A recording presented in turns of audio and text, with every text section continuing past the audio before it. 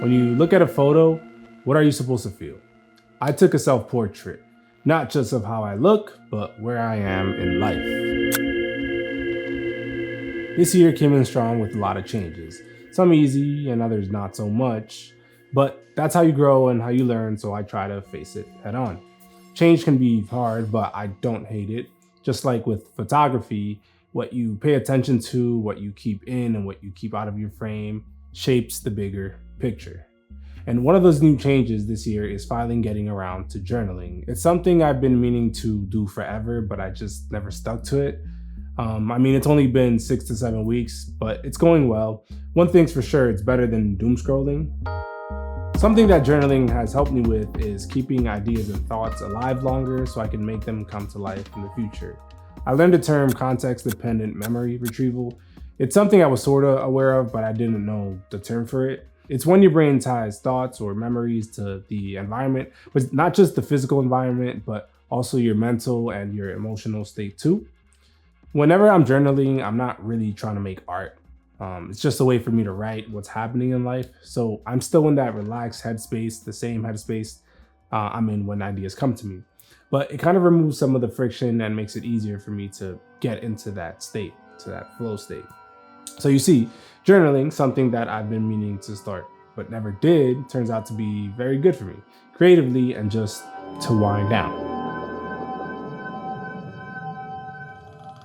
But there is one thing that bothers me about change, and it's not the feeling of being in an unfamiliar situation.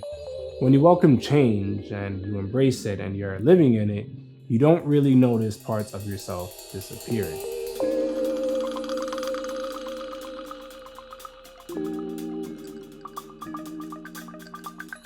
It kind of goes back to that thing, context dependent memory retrieval. Whenever you accept and welcome change into your life, you inevitably start to feel different, for better or for worse. Those feelings, thoughts, and memories you once associated with who you were at the time sort of fade away. At least for me, they do. I'm in a stage of my life where I'm focused on expanding my business and really just making a way for myself. With that comes a lot of work, thoughts of doubt, and uncertainty, but good things too. It's not just bad. The feeling you get when you know you took a step forward and figured something out, that's a good feeling. But to me, a lot of these experiences are tied to my motivations and goals. As I make changes to my daily routine or the way that I think and react to things, some of those feelings start to fade away. I remember being in college, working to get my lifts up, trying to hit 225 bench press, 2 plates. And when I look at old clips, it reminds me of how heavy that weight used to feel. Now, over 5 years later, I'm lifting similar numbers, but the experience is way different. The goal isn't the number anymore. It's living a healthier lifestyle. It's the same action, but a totally different relationship with the gym and a different emotional state.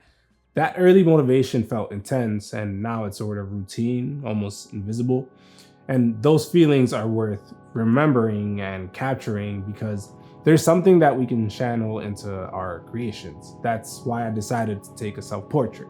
I wanted to push it further and turn it into a timestamp of how I feel and where I am in life. The beauty of film and photography is that it's a visual medium. Everything that appears on frame becomes part of the story, the space, what's included, and what's left out. So instead of asking how I should light myself or what I should be wearing, I started by asking other questions. What should this image feel like? What should it be evoking? What's occupying my mental space right now? And how do I want to exist in that moment?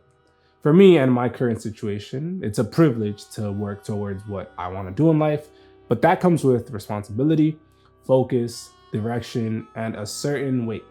So I leaned into contrast. I knew early on that I wanted to backlight myself and let my face fall into shadow, to reduce the image down to shape and presence. By keeping the harsh light and letting parts of the frame stay dark, the image started to reflect the headspace that I've been in lately. No one's gonna make it happen but myself. It's only me stopping myself from getting where I wanna be. The framing followed the same idea. The portrait needed negative space, and that I was sure of. And I felt like I needed to be pushed towards that edge of the frame to create some sort of distance and the idea that there's still room to grow. But at the same time, being close to the edge introduces a bit of tension. I wouldn't say I feel trapped, but I feel grounded in the moment. When it came to wardrobe and props, I wanted everything to be intentional, but also minimal. Nothing extra, really just everything I've got going on right now. The Yanni Made frame, which is my business and what I'm working towards, is in the shop because that's what's been occupying most of my mental space. Building, expanding, figuring things out.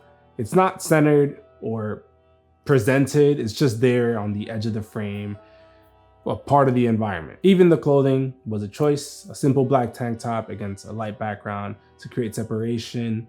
That way I can exist in the frame without spilling into the background. None of these decisions were about rules or settings. They were about the message and the emotion, about using visual choices to describe a moment in time by letting it be felt. And yes, this self-portrait is a snapshot of where I am and it's really for myself, but I'm sharing it because this is kind of the content I look for when I was starting, and maybe it'll help you with your work too. So take what you want from it, and I'll catch you guys on the next one. Peace.